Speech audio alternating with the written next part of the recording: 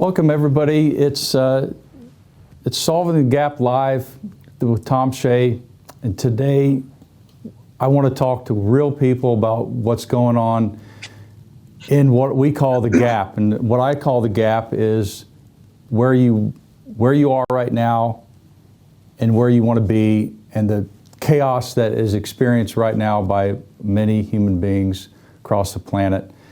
And more of a question and answer, and let's get busy with that. So Michael Fazio, he works with the Coast Guard, and I'm really interested in what you guys are going through, or you personally, in this chaos that everybody seems to be encountering. So welcome, Michael. Hey, good morning, Tom. Thanks for having me. Yeah. Let me go ahead. Let me introduce myself. I'm the staff judge advocate for the Coast Guard 7th District. What that means is I'm the regional chief counsel for Coast Guard operations in the Southeast United States and Caribbean. So basically from Venezuela up to North Carolina. Pretty expansive area of the U.S. What a good job that is. Yeah, go ahead. So listen, the Coast Guard is not new to disaster response and emergencies, but this is the first time we're doing it with social distancing, with conference calls, where when our troops get back, we can't pat them on the back. We can't look people in the eyes. We are still doing our mission every day. Just last night, we intercepted 11,000 pounds of marijuana. The night before, it was a couple thousand kilos of cocaine. And we are actively patrolling our southeast border. So, Tom, with that in mind, I'd love to hear your insight about leadership from afar, which goes a little bit beyond management, and especially morale of the troops. And just to kind of set the stage, Air Force Academy last week reported 2 suicides close in time. So obviously, I think this morale issue and keeping people's spirits up is going to become more and more of an issue. Thank you. Right. Thanks, Michael. Isolation and leadership can exist at the same time. Meaning, an interesting story. So when I was a SEAL instructor, I found a way to get anybody to quit, and that was to isolate them from what was going on. No matter how difficult bad times are, as long as you can be involved in the experience, you can succeed. And what I ended up doing is, I would isolate a student from training, and they would always quit. So take that as, if you're a leader, and if you're a father, a mother, a husband, the more you are isolated from the people that count in your life, the more disasters that will occur that are unpredictable. So in leadership, you have to recognize that is the crucial aspect of leadership. Is not, you can separate yourself from somebody, but you have to close the distance very quickly, which is what we call the gap. You have to decrease that distance of the gap very quickly.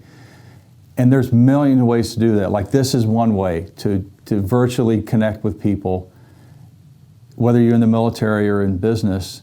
So you have to close that gap as quickly as you can, and do it in any means that you can. And you have to. So as you in the Air or in the Coast Guard, what you have to do, or any military leader, is you close the gap. And my daughter is at West Point, and they're home, and they're doing everything virtually. And it helps. It's difficult, but it helps. But if she was to try to study now in isolation without any support, she would flounder, which is what happens, what I think everybody's experiencing right now, is they're in isolation and they don't know what to do. Reach out to people. Yep. But that's a great question, Mike. Thanks for that. Thanks, Tom. Yep. No, I mean, that was the extent of it. Like I said, we're operating in a new battlefield here, and it goes beyond just military. But, like I said, you can't put eyes on somebody in their presence to see how their body's reacting. I know with corporate America, too, people are working remotely. So I'm just concerned across the board that morale's an issue. Virginia just identified that this is going to go on until June. So I think people are going to get more and more stressed. So just looking for any ideas to keep morale up. Well, I have many clients that are CEOs of companies, and that was their first question is, how do I deal with how do I lead? Because everybody is now remote and business is shutting down. And we did what I think simplicity is the key to everything. And so what I've advised my clients to do is your job now as a leader is to communicate with every single person in your business. That may seem ominous. It's probably extremely ominous for you or anybody that has, ships out on the high seas. Communicate with everybody. Make it the priority of leadership. Phone, text, email, whatever it takes. Get yourself in front of as many people that are under your command as you can. There ain't nothing else as important as that. That's the key right now to great leadership, is massive level of intimate communications through any means possible. And it may be difficult. That may not be everybody's leadership style. But hey, the world has changed. It changed. If you don't recognize that, maybe you actually live in the woods and you didn't know what was going on. But the world has now changed. It may not go back to the world that we had 3 months ago. In June, people will be out of work for 6 months. That's a critical change in human behavior. And the only way to break through that is communication at a different level. Intimacy is now required, but it's very difficult because everybody's in isolation. And everybody that you communicate with, like even you in particular, will appreciate it. Like even if it's a virtual connection like this, it allows people, because humans don't exist well in isolation for long. And I agree. And now, we recognize that people are our greatest asset in the United States Coast Guard.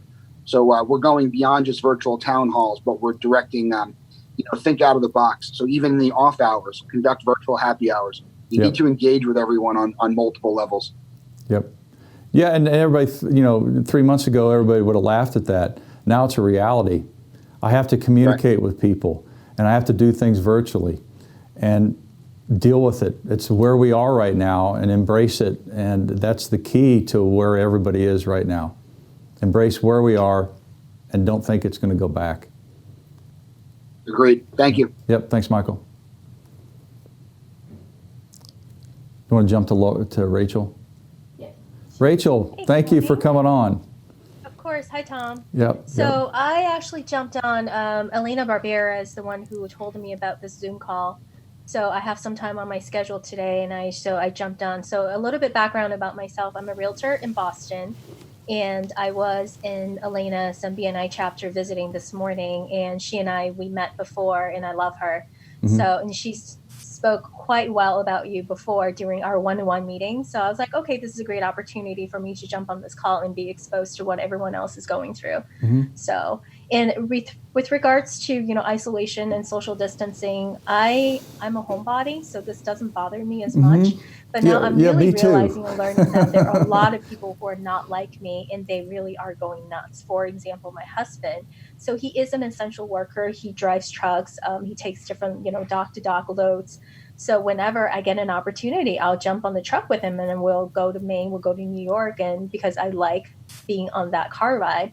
But then for people who are really going nuts because they like to touch, they like to see people in person, they're, extroverts.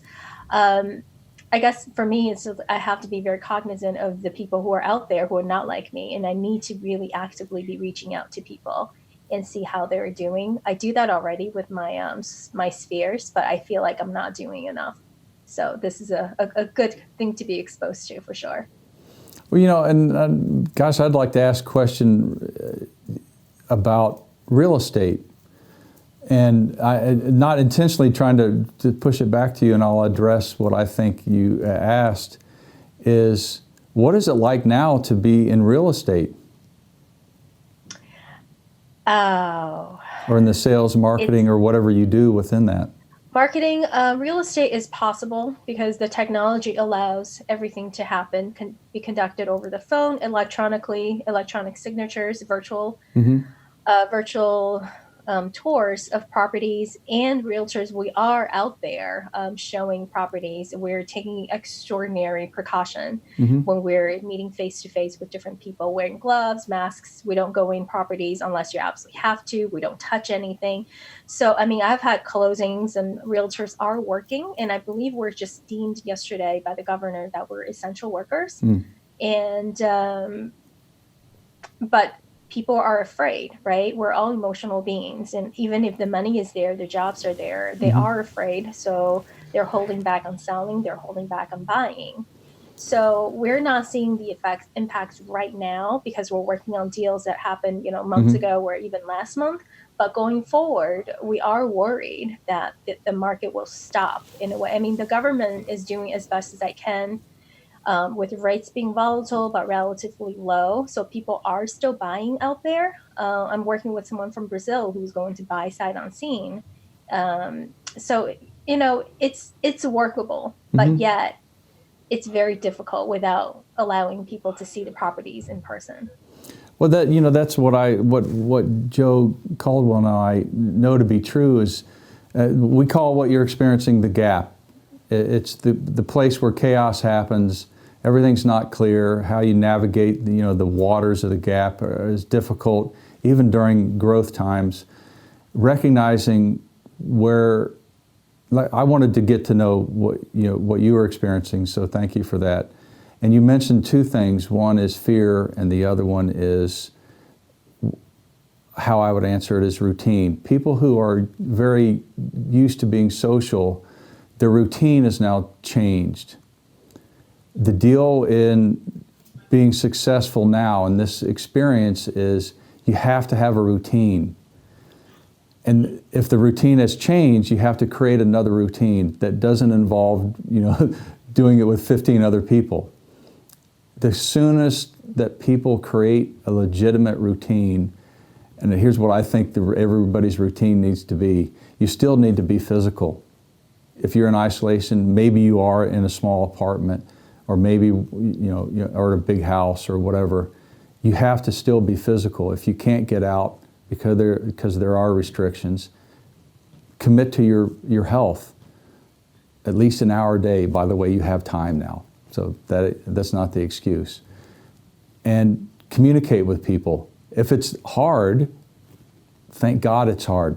Learn a new way to communicate. And people who are very social need to communicate differently. Communicate at the same rapid level that you did when you were actually social. And people will appreciate it more than they did when it was normal. Getting a text from somebody now that I haven't communicated with because they are free now to communicate because they're less busy has created more connections in the past 2 weeks for me personally. Like some of my SEAL buddies are now reaching out because they have time. And I appreciate that. Emails I get about 1,000 emails a day from people now that have time that are willing to communicate virtually, either by phone or by Zoom or whatever. But so kind of in the conversation with fear, you're right, we are all emotional beings. Fear is not an emotion that people should embrace. Fear is the hardest emotion to overcome. But the only way to overcome emotion is go do things that make you afraid, not go into the coronavirus network. Go do those things that are fearful to you. If it's scary to do something, go do it. All those things that are fear-based, you have to take action on, or it's crippling business. And the reason why I say that, we have some restaurant owners that are friends of ours, and they're like, well, we have to lay off all of our employees. Fear prevents you to look at things differently. Get in the business of delivering meals. There are a bunch of students that are out of school, that parents that can't afford meals because their kids used to get the free meals at school. So we got a friend that was a restaurateur to transition his business to delivering meals, and we found investors within a day to pay for it. but he was afraid to change. And in a day, he was able to keep all his employees going, what I view as he gave up being afraid. Because change is a bear. Fear prevents change from happening. And you just move into the areas that are disparate and do it quickly. But that was awesome, Rachel. Thank you.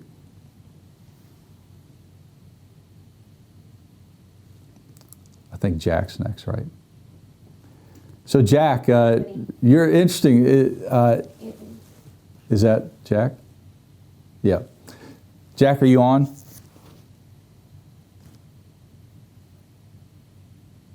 Or not? Is that me? I think I'm taking Jack's place. Oh, okay. Yeah. So things have changed. Can you introduce yourself, since I can't see the screen very well? Sure. My name's Anthony Sapacchino. Elena Barbera reached out to me. I'm an inside sales manager for an IT reseller based out of New Jersey. So we're a company that a month ago had no work from home policy, and now we have 5,000 employees across the globe working from home. Yes. And I manage 15 of them.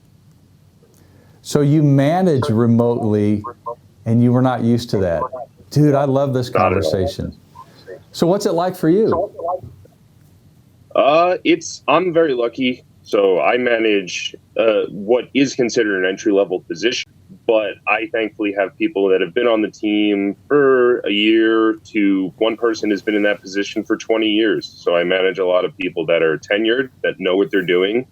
They're very good, and they've actually made it very easy for me.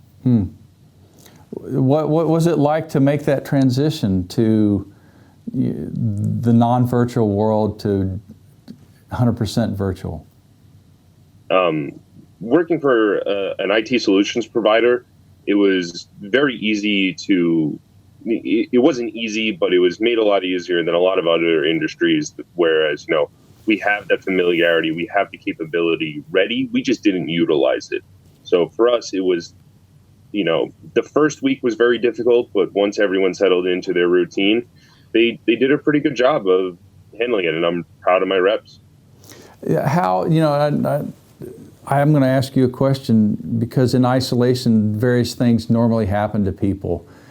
And how is everybody's health that everybody that you're representing as a manager, how are they dealing with the isolation regarding their own personal health? From what I hear from spoken to them, they're managing it pretty well. I manage a lot of younger people in that 22 to 30 range. So it's in that generation, and it's my generation, being health conscious is something that a lot of people have put at the forefront of their life. So a lot of people I know were going to the gym pretty regularly when we were in the office. So they've kept it up at home, and I think they've handled it pretty well. What are the biggest kind of gaps that you're seeing with the people and trying to manage them from a distance? Like, what's the difficulty? Yeah, go ahead. The most difficult thing I've seen is being able to hold people accountable, which is very hard when you can't walk over to someone's desk and see what they're doing and how they're doing. And I understand having to be a little more accountable or a little more understanding myself, since we know people aren't home, but I'm struggling to figure out ways to hold people accountable other than micromanaging, which is very much not how I try to approach it on a day-to-day basis. What's I'm interested in that. Accountability is a big conversation in leadership, and leading during chaos usually throws people into micromanagement. It's the antithesis of success. When things get chaotic, over-managing, I'm not saying over-communicating, but over-managing creates more chaos. So how are you able to create a leadership style of accountability without micromanagement? I think it's just, it comes back to trust. I'm trusting my reps. I'm checking in where I can without asking them specifically, did you complete this? Did you do this? Just asking overall, how you're feeling? How's the workload? How are you feeling is more of the approach I'm taking, as opposed to saying, are you done? Did you finish this yet? It is tough when I see some people falling short,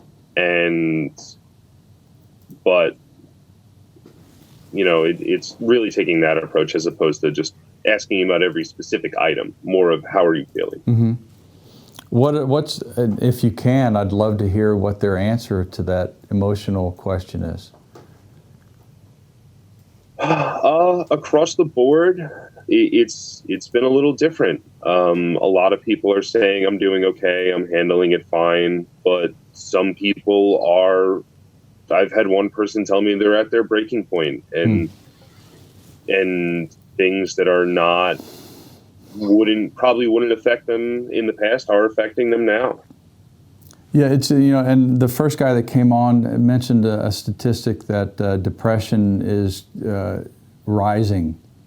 Isolation causes depression. The two arrive, they're twins. They arrive at the same time. And as a leader, recognizing that the people that you are trying to guide, lead, or manage from a distance are going to be gripped with sadness, depression, and how to deal with that, I have a recommendation. Because combat is very depressing. If everybody understands what happens in the SEAL community, is you're in combat a majority of your career. And depression is real, and you're probably reading about it a lot in social media where combat veterans have PTSD, which is manifest depression. The greatest way to deal with depression is simply listening and not judging. And I don't know if that's what you experienced, but do you find it being more available to listen to them, even though you wouldn't listen to the problem before? It's easier to listen now and get cooperation? Yeah. And even if I'm not actually doing the listening, because people still don't want to tell me, or, they have their personal stuff, I think just making myself available to them so that way they know that I am here as a resource to utilize if they are feeling that way. I've seen that help a little bit and maybe calm a couple of people. Yeah, in depression, it's hard to share. So as long as you keep acknowledging that you're there, that's probably 90% of great leadership is I'm here, I know things are going on, and I'm available. That bridges the gap so quickly. And it's a small element of leadership that people will forego even leading at that level now. Because it's, as you in particular, or everybody listening, you're in isolation too, going through the same experiences. But boy, I don't know if I can keep doing this. Every day, every moment is a brand new opportunity. And keep listening, keep listening, keep listening. Everybody probably knows what to do. It's just they're going to get down on themselves. And the leaders who allow an upswell or a more of a listening element to their leadership style will win over the next few months. But thanks for that. I appreciate that. It was an awesome question. Yeah, thank you very much. Yeah. Well, thank you everybody for coming into the Solving the Gap live today. We're going to do them beginning every other day, every Monday, Wednesday, and Friday. And this Friday, please join us again.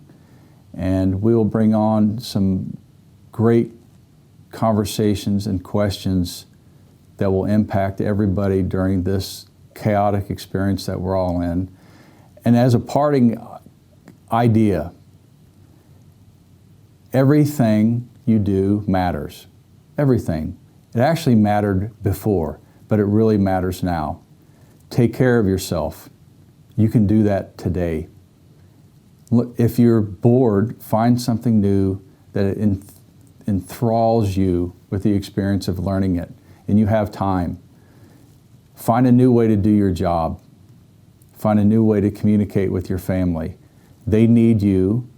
no matter if you're father, son, daughter, or uncle, reach out to all of them because they need you now. And spend some moments either in prayer or meditation, which you should have been doing, but now it's really important. And spend your day being on point, even if you're by yourself. That everybody can do. And that will help you bridge the gap between this issue and where you need to be in the next few days or months. So Joe and I appreciate you. Stacy and I love you. Thank you for your time, and we look forward to talking to you on Friday. Thank you guys for coming in.